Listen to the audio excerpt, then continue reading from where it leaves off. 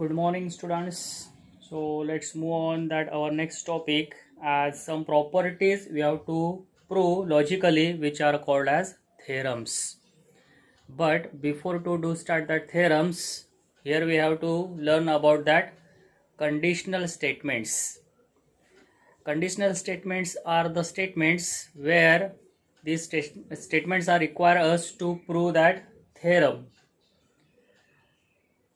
So here we have that definition of that conditional statement is what? The statement which can be written in if then form are called as conditional statements. Means what?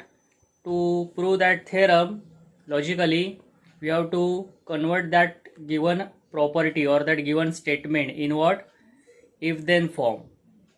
And as we bifurcate that statement in if then form, then it is easy to prove that theorem, which having that two parts. One is known as antecedent, means what? Given part. And second one is what? Consequent, means what we have to prove that part. So antecedent means what? That the part of that statement which following if, means that part comes after if is known as antecedent part, means what? That given part. And consequent means what?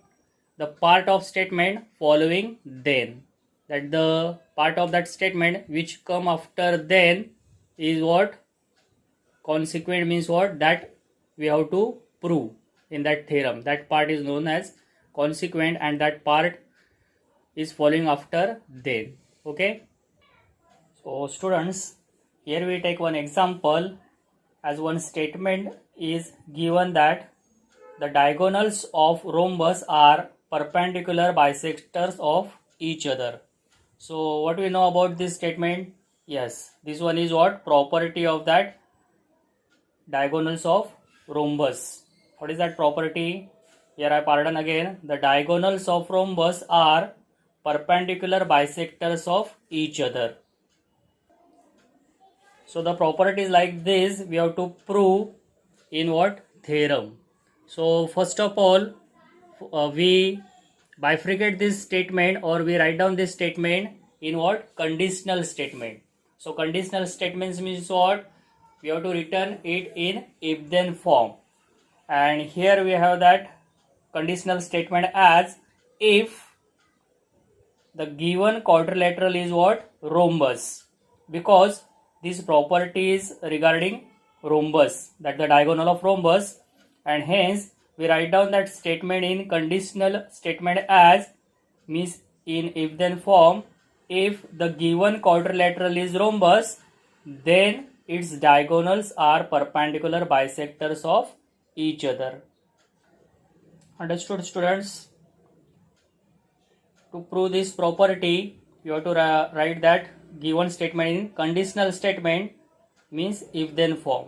And how we write down in if then form? This is the property regarding diagonals of rhombus, and hence we write down if the given rhombus is what? Quadrilateral. So if the given quadrilateral is rhombus, then its diagonals are perpendicular bisector of each other. So like this we have to prove this property in theorem. And also you have to ask that questions in exam. You are given that statement and you have to write down its conditional statement. Conditional statement means what? Like this, you have to write the same statement in if then form. So for 1 mark question, you have to convert that statements in what? Conditional statements. Okay, students. Now next part is what? Converse of that statement or converse of that conditional statement. And what is that? If antecedent and consequent part of that conditional statement interchange, the resulting statement is known as converse statement. So here we write down that the converse of that given statement. Statement is what? It is a property. The diagonals of rhombus are perpendicular bisectors of each other.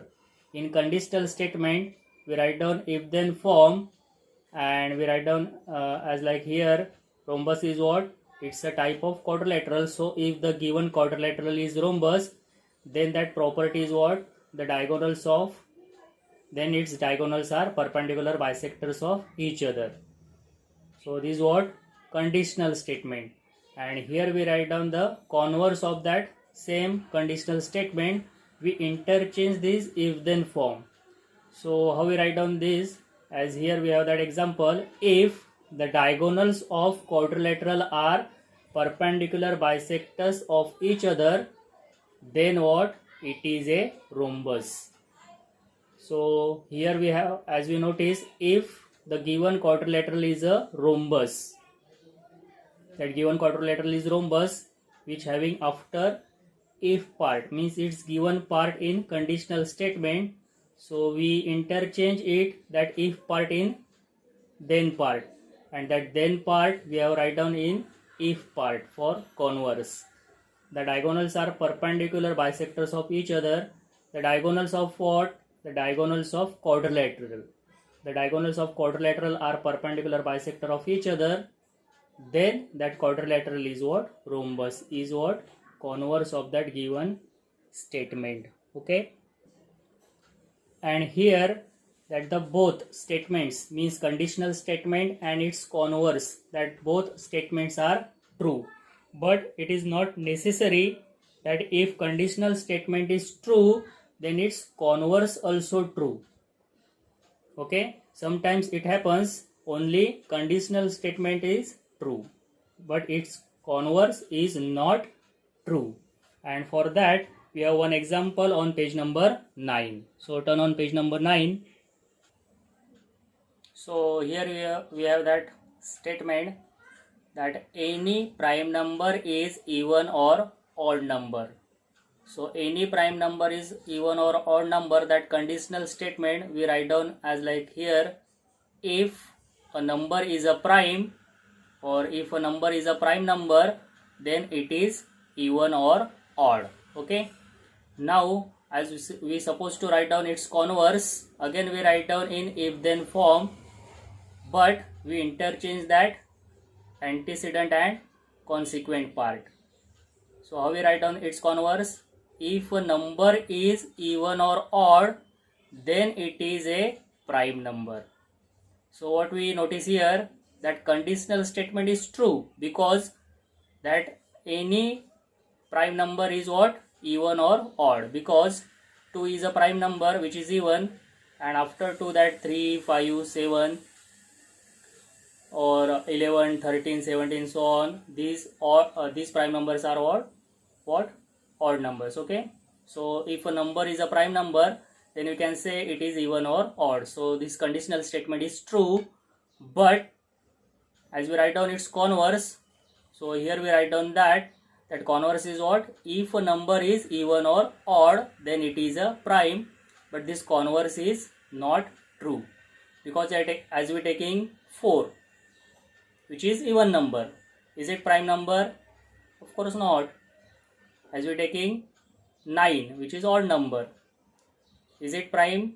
No, of course it is not prime number. Means conditional statement is true, but in this case converse is not true. Okay students, so in this chapter you have to just write down these statements, given statements in what? Conditional statement, or you have that example that write the statement in what is converse, either conditional statement or you have to write converse only. Okay, but this part we required in what? To prove that theorems. Now that is our next topic, that the theorems. So how we write down that theorems, or how we prove that theorems, that we see here. Okay students, theorems, or we can prove these statements logically by postulates. So postulates are what? That we see here, that the great mathematician Euclid, and that Euclid, as he took some granted some self-evident geometrical statements, and that statements are known as postulates. What does it mean? युक्लिडने काही स्वतः असे ते गुणधर्म सांगितले and that properties or that statements which are accepted by all, सगळ्यांनी ते मान्य केले. And that statements are postulates. And we can verify that statements or that postulates. So that some of that Euclid's postulates that we have to study here. Okay students, so here we have that postulate that the statement as he granted there are infinitely lines passing through a point. Suppose if you are given one point, as you notice on board there is point P. So as I asked, how many lines can be passing through that point? Yes, of course we can say infinitely lines. Like this, we can draw that the infinitely number of lines passing through a point. So here we verify that postulate. That the second one is there is one and only one line passing through 2 points.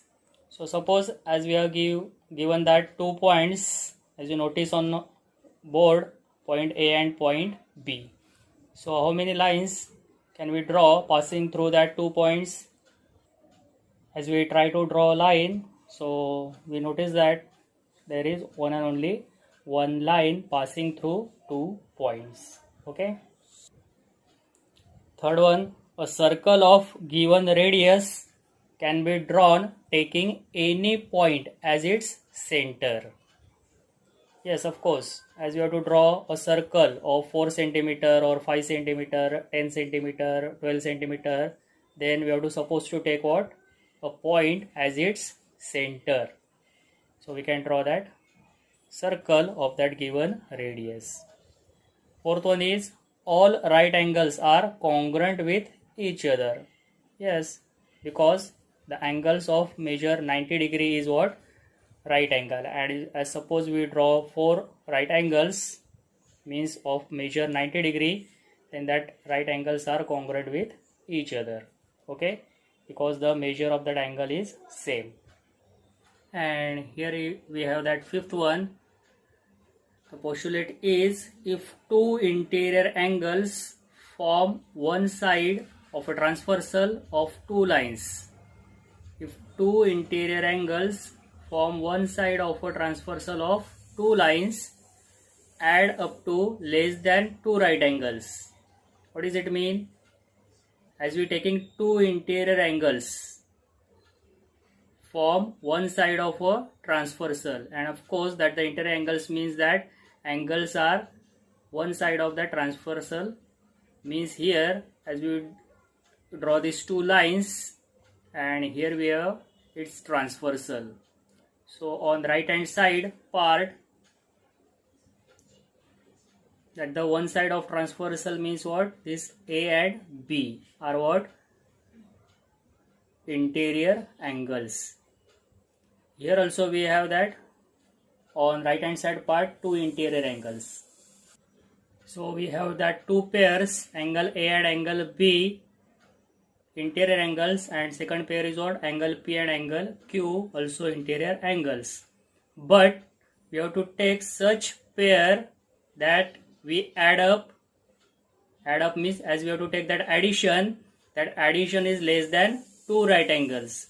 So as you observe here students, that we add this A and B, A plus B, and also we that add P and Q, means angle P plus angle Q. So what we observe here, which addition is less than two right angles. Two right angles means what? 180 degree, yes. And you observe here we have that angle Q is what? Acute angle, okay. And P also as we observe here as acute angle, means as we add this P plus Q which is less than two right angles, means less than 180. Here angle B, here is angle B and angle A, both as looking as obtuse angle. Obtuse angle means what?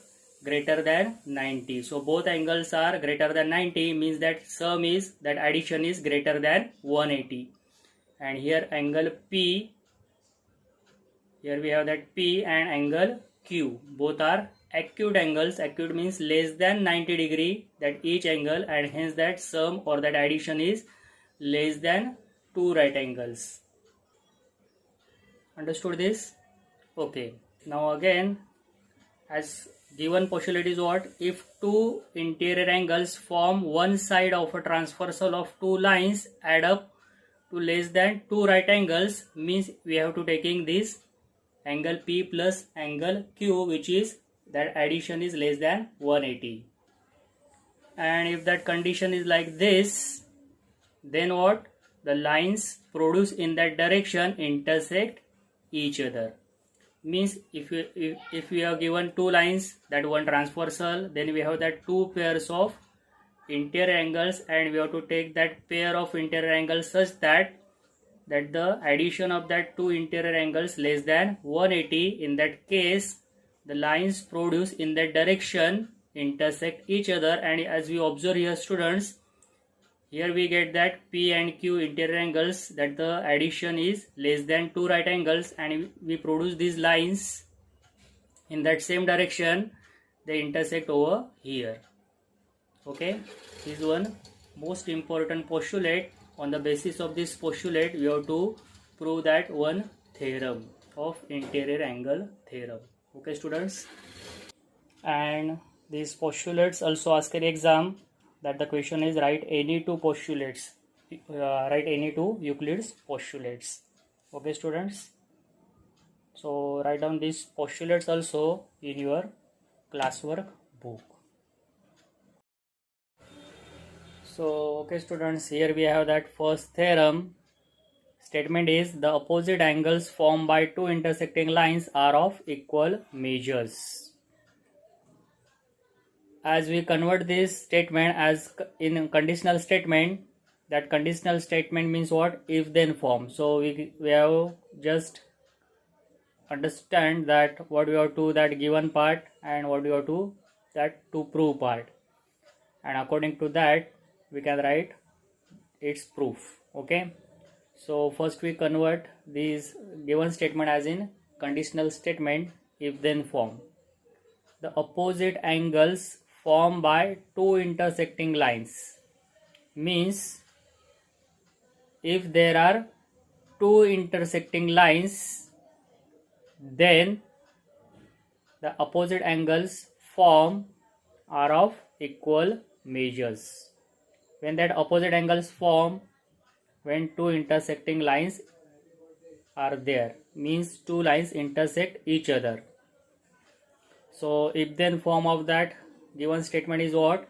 If two lines intersecting each other, then opposite angles form are of equal measures. So to write down that given part or that to prove part, the one more important part of the any theorem is what? Figure. So first we have to draw that accurate or appropriate figure for that theorem. So here what you have to do? Yes, you have to supposed to do what? Two intersecting lines. Okay, so here first we draw that two lines, line AB and line what? CD, intersecting each other at point what? O. That is our given part. Then as that two lines intersect each other, so here we have that pair of opposite angles. So here I give that symbol AOD and what? BOC is one pair of opposite angle. Similarly, we have one more pair of opposite angle is what? AOC and angle what? BOD or angle DOB. So here we have that two pairs of opposite angles, and that opposite angles we have to show or we have to prove are of equal measures. So as we draw this figure, we describe this figure in given part, and according to that given figure and that statement, here we write down what we have to prove, that opposite angles, name of opposite angles, and we have to prove that opposite angles are of equal measures. Okay, students. So here we describe that figure in given part as line AB and line CD are intersecting each other at point what? O. And what you have to prove? Then that opposite angles are of equal measures. So here we mentioned that the name of opposite angles, that angle AOD and opposite of angle AOD is what? Angle BOC, and are of equal measures means we have to prove this pair is congruent angles. Similarly, that second pair is what? Angle AOC and angle BOD are opposite angles, and so here we mention that name of that opposite angles, and we have to prove that second pair is also congruent angles. Okay, now to prove these two pairs, what you have to do, that yes, you have to use that previous that properties as we know. So here to write down its proof, what we do here, we use that linear pair angles property. So how we can use it, that we see here.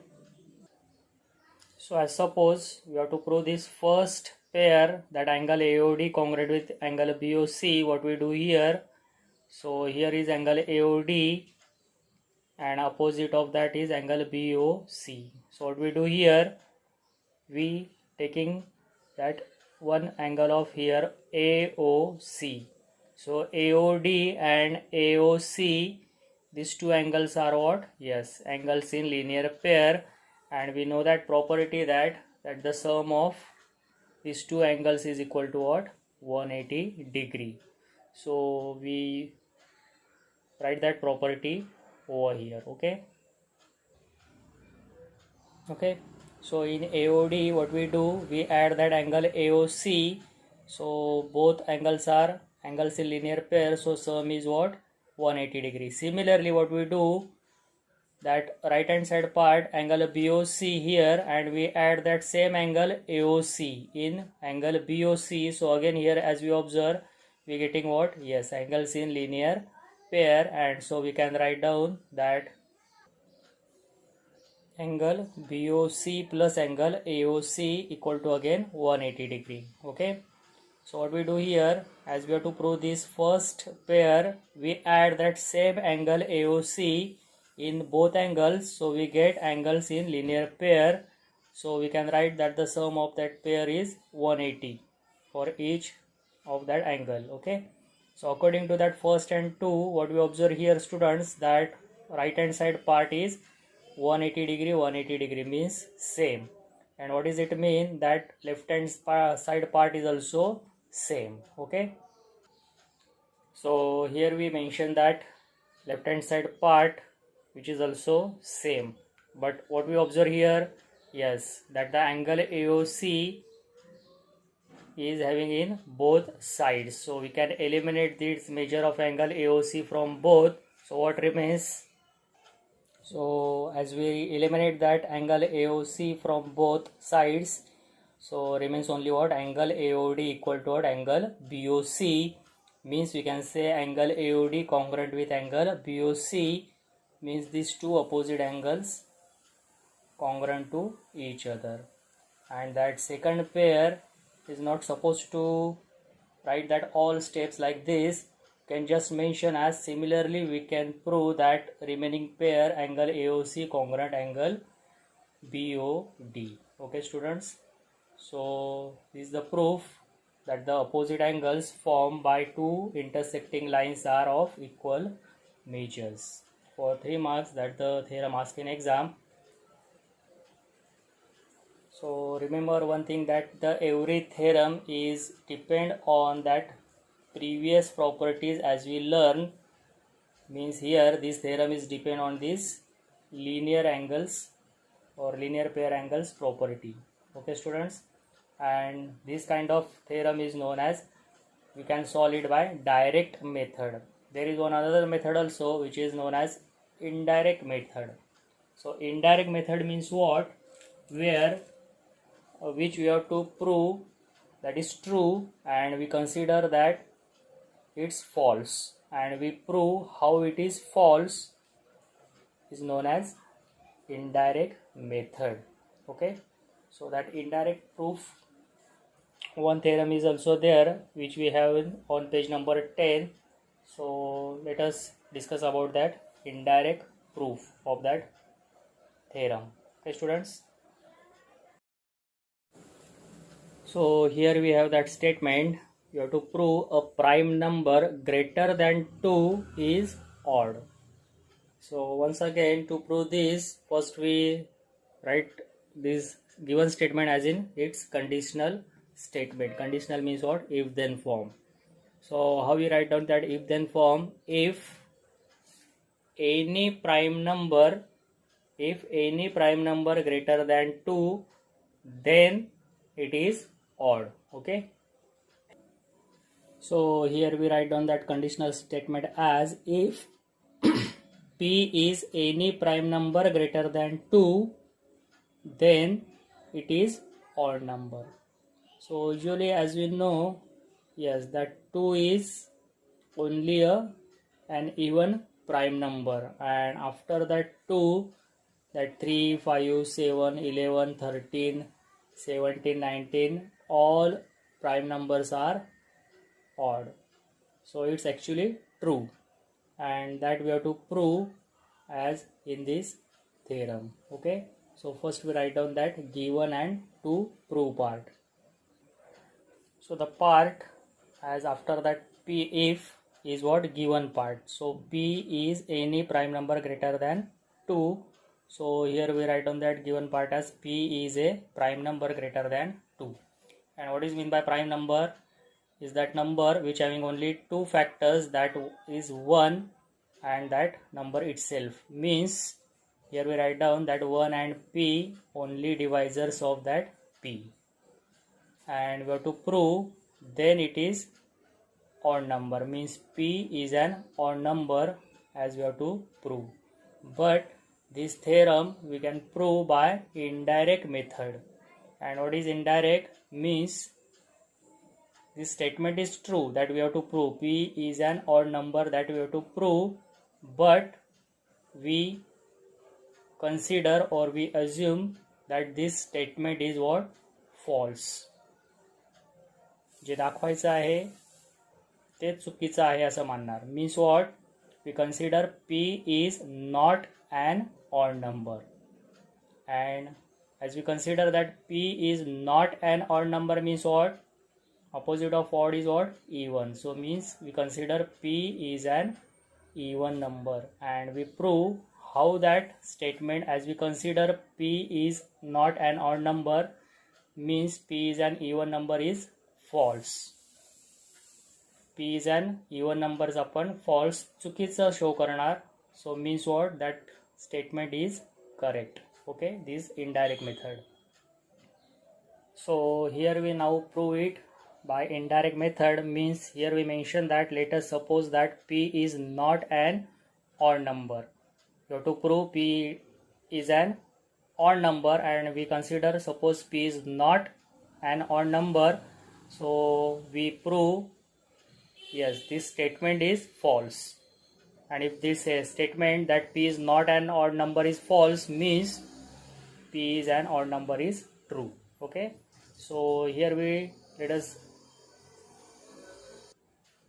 discuss how that statement is false.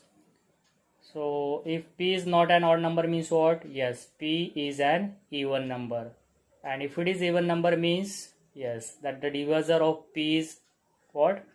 2, because for any even number 2 is a factor, means that the divisor of that p is 2. But according to given statement, p is a prime number greater than 2 means what? There are only two divisors, that 1 and p are only divisors of p. But here as we assume p is an even number, is our consideration, then we have one more divisor of p is 2. So that statement 1 and 2, here we get that contradictory. Contradictory means what? That the opposite statements. If p is a prime number, it means there are only two divisors, that 1 and p. And if we assume that p is an even number, means there is one more divisor of p is 2. So here we get that contradictory part from 1 and 2.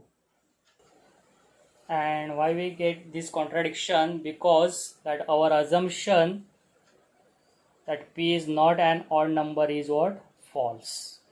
Okay, because p is a prime number, means there are only two divisors of p, that is 1 and that p itself, which is true because it is given part. And as we consider that p is an even number, means it is not an odd number, then we get one more divisor of p is 2, but actually there are only two divisors, that is p and that 1 are only divisors of p, is the true statement. And as we supposed to consider that p is not an odd number, means p is an even number, so we get one more divisor of p is 2, means p is not prime number. So p cannot be a prime number if that 2 is a divisor, but given statement is what? P is a prime number, which is true. So why we get this contradiction? Because our assumption that p is not an odd number is false. And if it is false, means what? P is not an odd number is false, means p is a or p is an odd number. And if p is an odd number, means what? That the p is what? Prime number which is greater than 2 is odd. So here we prove this by indirect method. Okay students. So this proof also ask in exam for 2 or 3 marks. So you have to supposed to write these two theorems, that one which we prove by direct method, that the opposite angles formed by two intersecting lines are of equal measures, that one, and this one as we prove by indirect method, that the prime number greater than 2 is odd. So both theorems you have to write down in your notebook. So in the next period we try to solve that practice set 1.3. Okay students, thank you, bye bye.